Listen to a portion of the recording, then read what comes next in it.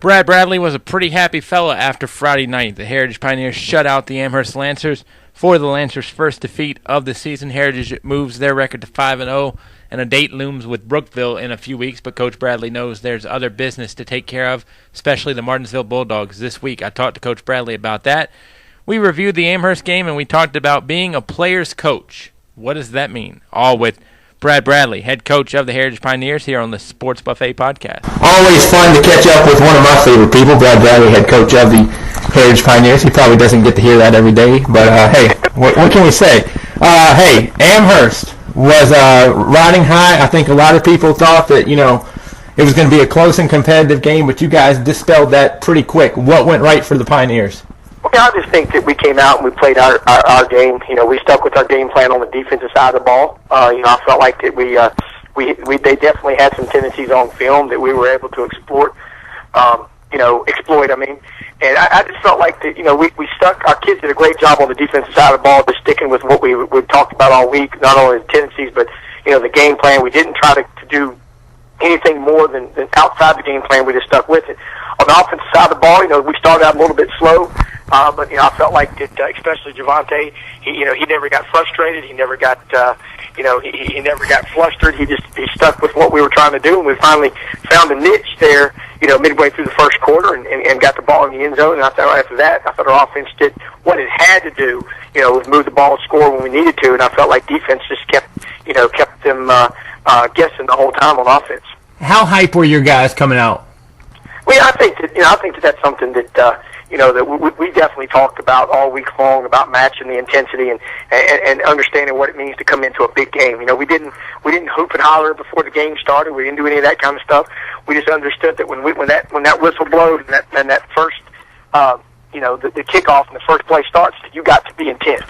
And for 48 minutes, 4 quarters, we had to fly around and make some plays. And I thought our kids did a great job responding. And, I guess answering the bell, as some people would say. But, I thought they did a great job, came out from the first snap to the last snap and really flew around and made plays. Beginning of the year, I think, I don't know if it was a concern, but, the kids didn't know you. And when you adjust to a new coach who is, with all due respect, night and day different from a previous coaching regime, I think kids have to get an adjustment period. Do you think everybody is about as adjusted as they're going to get in terms, if you get what I'm saying? Yeah, I definitely think so. I think our kids got to know us real quick in March. We started our 7-on-7s, I think, early April. We had 12 7-on-7s from April all the way to the end of July. We started football practice. I think our kids got to know us a little bit, especially me. I was in the weight room at least 2-3 days a week most of the time. Coach Meadows was in the school there, so they kind of knew him a little bit. I think me being there 3-4 days a week was, I get a chance to know the kids, and me, I'm not just, that coach that's just going to come in and do the weight room and leave. I'm going to try to get to know my kids and understand, number one, where they come from, what makes them tick, what they like outside of football. And, we try to, we try to have fun. They know at the same time that I'm going to be the first one to jump the butt or get on them, but, I'm also going to be the first one to hug them around the neck and tell them they did a good job. And I think that's what we're trying to get. And I think we're starting to get closer and closer to that family atmosphere, in the locker room, in the halls, and, anywhere else that Heritage football is present. Yeah, I'm going to kind of branch out based on what you just said right there. You played for Willis Light back in the day at Salem High School. What type of coach was Willis Light to play for? I just talked to Willis Light today. I talked to him, and he was that guy that was going to do things 100% the right way. He was going to do it his way. He was one of the few coaches in that time period that was wearing all black shoes. And you notice my teams throughout the years always wear black shoes. It's just something I got from him. But Willis was one of those guys that he believed in keeping things very simple for the kids. He believed in making sure that they were very prepared. When we came on the football field at Salem under Willis Light, we always knew what the game plan was. We worked that game plan Monday through Thursday, so when we went out there on Fridays, we didn't have to think. He was also that person that, that just did things the right way. And what I mean by that is, that he never was he showed me that there never was a shortcut to success. It's the only way you're going to be successful is hard work, determination, and commitment, and getting that done. And if you try to make a shortcut when you're watching film or a meeting or something like that, then that's going to show on Friday night. So I definitely think that he was just that guy that really showed me about fundamentals of football. And that was his biggest word, was you have to be fundamentally sound. You don't have to do a lot of fancy stuff. You don't have to have any exotic blitzes and exotic schemes and this and that. You got to do what you do, and you do it well. Now, I don't know Willis Light great, but, I always got to see him on the highlight shows, Friday Football Extra, and so on and so forth. And it always seemed to me he was, calm and low-key. Is that correct? Yeah, I definitely didn't get that from him. But right. Now, that was going to kind of be my point, because I'm assuming you would say that kids loved playing for Willis Light. Oh, yeah, we did. But, a lot of times you had those guys on the sidelines, though, or up in the box from Willis in the practice. That was Billy Miles. Billy Miles was the one that showed emotion. Billy Miles was his longtime assistant offensive line coach there for a long time. And in, I think, the last 4, 5, 6 years of Billy's career, he was at Franklin County as the head coach. And Billy was that guy that, that really got us fired up. But, Willis could get us fired up in different ways. Right. He don't have to say 1 or 2 words. But, you knew what he meant. But, no, he was that guy that no matter what the situation was, he was calm. No matter what was going on, good or bad, you could really never tell the difference on his face. But I would say, based on from when I've known you, which is William Campbell, and I know you've been at PH, and I know you've been at Amelia since then, and we kind of fell out of touch because I didn't know your players like I did at William Campbell, but I've never heard anybody say, I don't like playing for Coach Bradley. Yeah, my kids will tell you one thing, I'm fair. I'll get on the starting quarterback just as much as I'll get on anybody else, probably more than the starting quarterback. And I think having Coach Broggan on staff this year, Danny Broggan, that played for us, was our quarterback in 2005. We won our second state championship. I think that really helps our kids, get kind of relate to me a little bit more because Danny was one of those kids, and he knows. And I'm gonna be hard. I was probably harder on Danny Broggan than anybody I've ever coached. But Danny also knows that I would do anything for him in the world. And I think he kind of communicates that to the kids. Sometimes the kids starting to realize that with me. I have no problem joking around with them and making them feel like they're a part of more than just a football team. But at the same time, they understand when there's a time to cross. When there's a time that they're going to cross that line, that we're not buddies, that we all player coach. We can have fun, but you better do what you got to do. You better get your stuff straight in class. With the teachers on the practice field, be on time, do the right things. And if you don't, there is going to be consequences. Well, I guess I took the long way around the parking lot with this question, but what makes a player's coach? Because I would say, based on what you said about Willis Light, he was a player's coach, and I would say you're a player's coach, and you're different than the sun and the moon. Well, I don't think you come out and you say you're going to be a player's coach. I don't think you're going to, I think you just kind of be what you are. I think I learned a lot of my football, X's and O's, terminology, the foundations, the fundamentals of football from Willis Light, but I also learned a lot about the passion and the excitement and the enthusiasm from Rich Rodriguez when I played for him and coached for him as a GA in 1996. And anybody knows Rich. He was at West Virginia for a while, and he's at Michigan, now he's at Arizona. And Rich was that guy that just had passion, and he attacked every single practice. He attacked every single meeting. He attacked every single thing. And there'd be days you'd hate that man, but you would still run through a brick wall for him. And he would do anything in the world to help you out, no matter what it was. I don't care if you were the best wide receiver, best quarterback on the team, or if you were the third-string guy. He helped me just as much when I was a freshman. I only played special teams than he did when I was a starter my junior and senior year.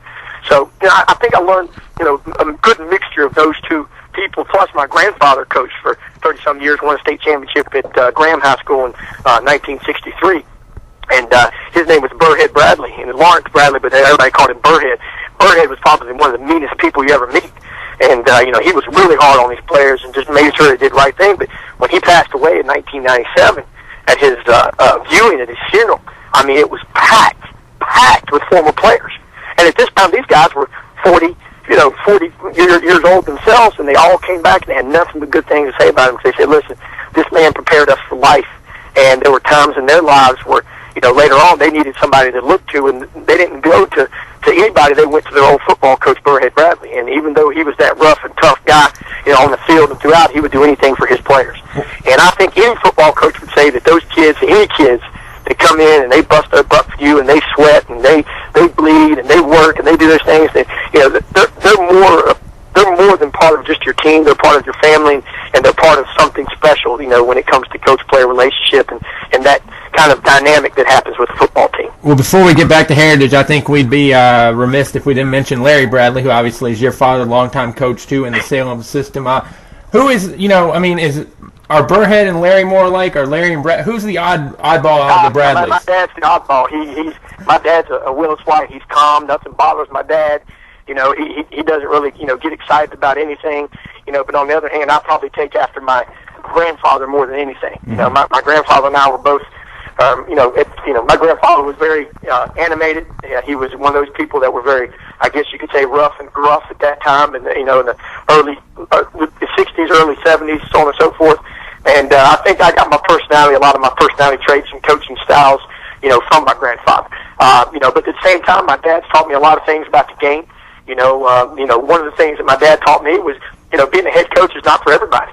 And he was a head coach at Grundy, I think, for 4 or 5 years, and ended up being a coach at Lexington, and came on Willis' staff as an assistant coach.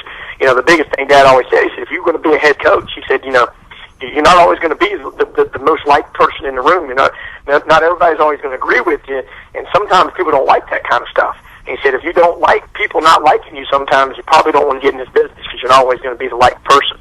And, I've taken those things, and I've understand, that there are types of coaches that want to be assistant coaches. There are great assistant coaches. There's coaches that just want to be head coaches and maybe should be assistant coaches. And, I've kind of learned a lot of things just about the personalities and the dynamics of, personalities when it comes to coaching for my dad. And I've been very lucky to have him in the box the last, 9, 10, 11, 12, 13 years. It's going to make 14 years he's been in the box with us.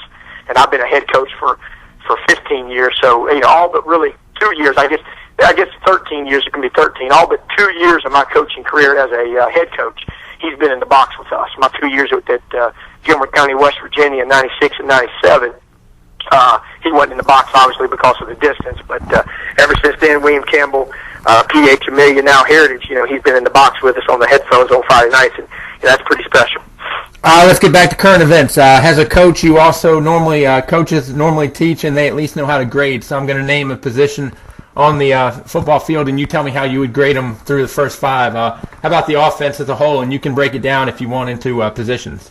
Yeah, I think I give us a B+. I feel like that we have really, I feel like we have done what we needed to do.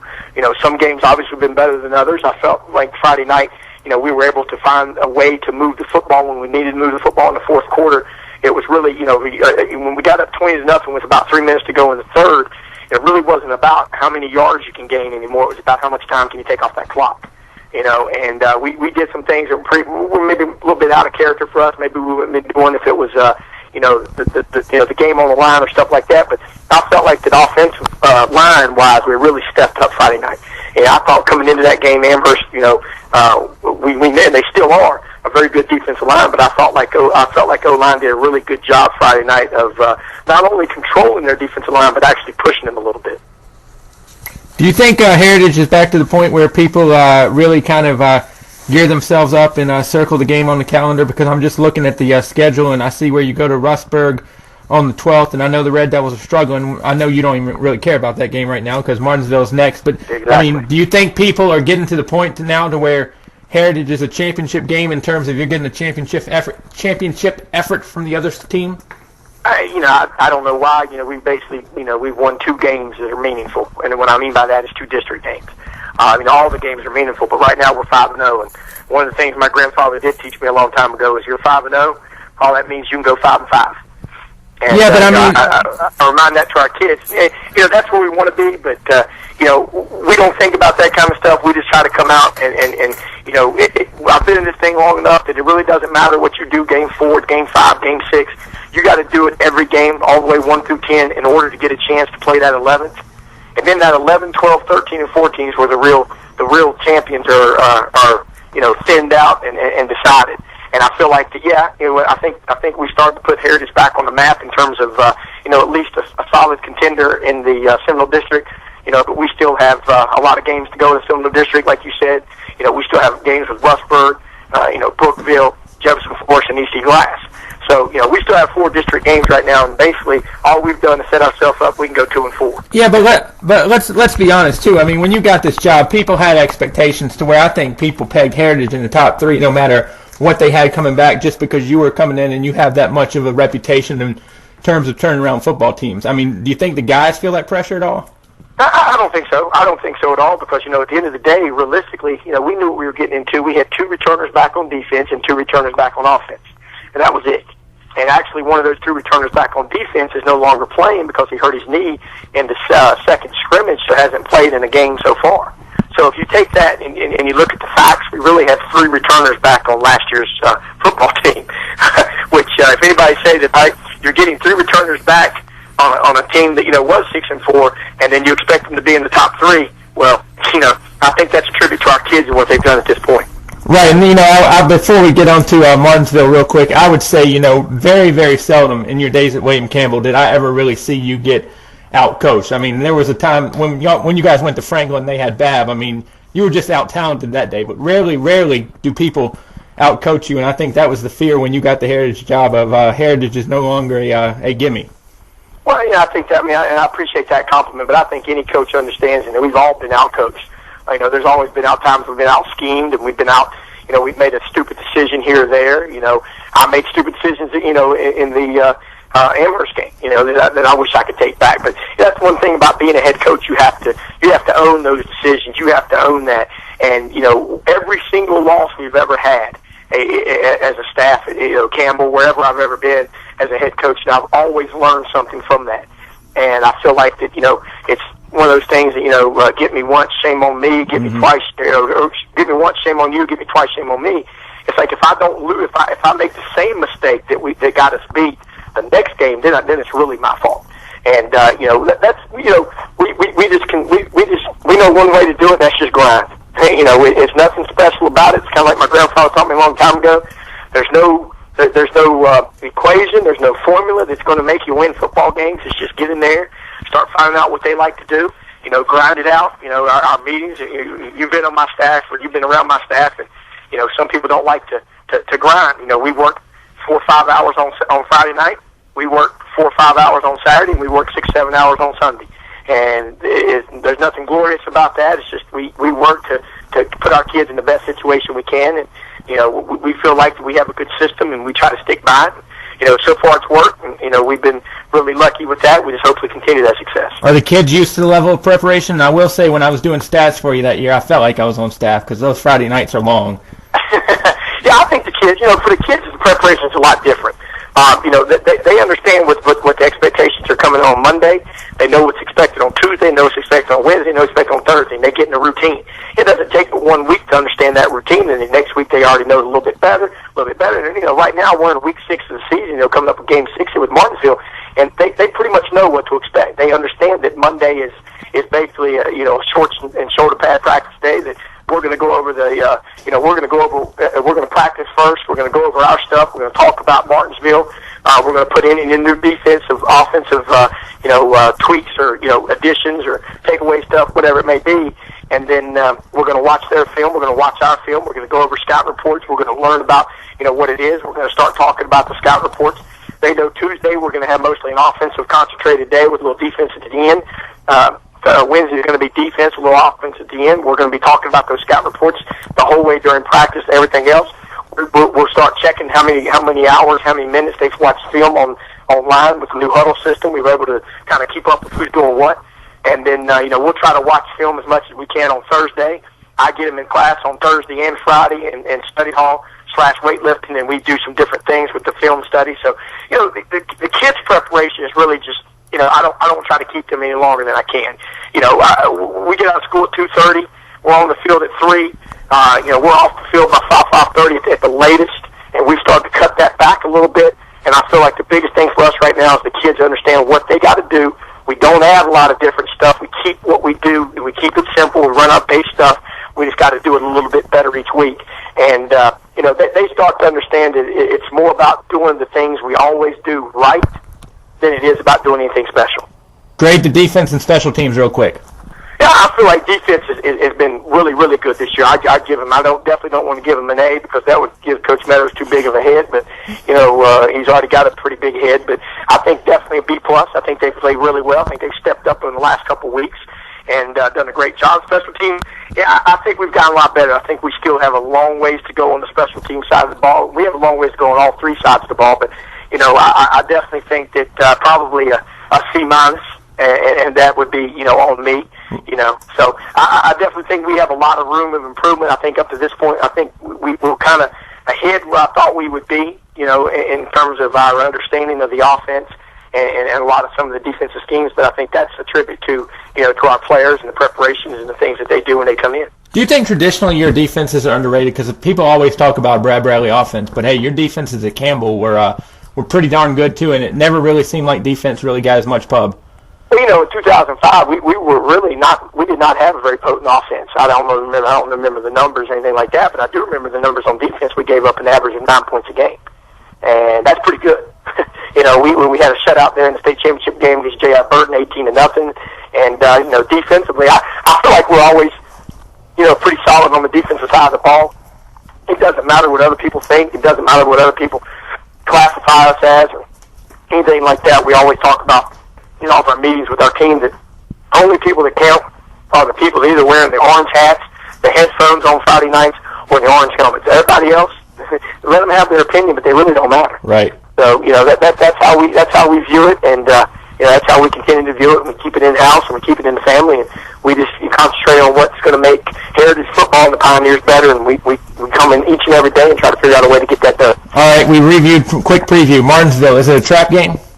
I definitely I don't believe in trap games. I definitely think it's one of those games that if you let your kids or somebody like that, you look over, then it could come up and get you. But I also think that Martinsville's a good football team. I don't think they've won a lot of games this year, but you watch them on film. I just got through here on Saturday evening watching all 4 films that we have on them, and they've got some speed. Anytime you got some speed. I don't have names on these kids yet, but they got 2 quarterbacks, number 5 and number 2, that are both very good athletes. Not a bad arm on both of them. They're not afraid to throw it around a little bit. They got a huge tight end, number 6, that does a physical specimen. They got a number 17 tailback that runs the ball real well. They got a couple fullbacks that do a good job. And defensively, they fly around. They fly around. And, they've had some turnover issues so far this year, but, you don't want to be that team that Martinsville puts together on. It doesn't have any turnovers, does everything right, because they have a lot of key ingredients that make a good football team. They have speed, they have athleticism, and they get after it on defense. So, those are some things that really can make a good football team. And we definitely are not going to let our kids be a trap game because, this is the most important game of the year because it's right now on our schedule. And, we have to prepare even more for this game than we ever would Amherst because we knew our kids would be up for Amherst. And, it is homecoming. We have a lot of things. We're back at home. But I tell our seniors all the time, there's no reason in the world not to get up for a game because you only get 5 more guaranteed to them. That's it.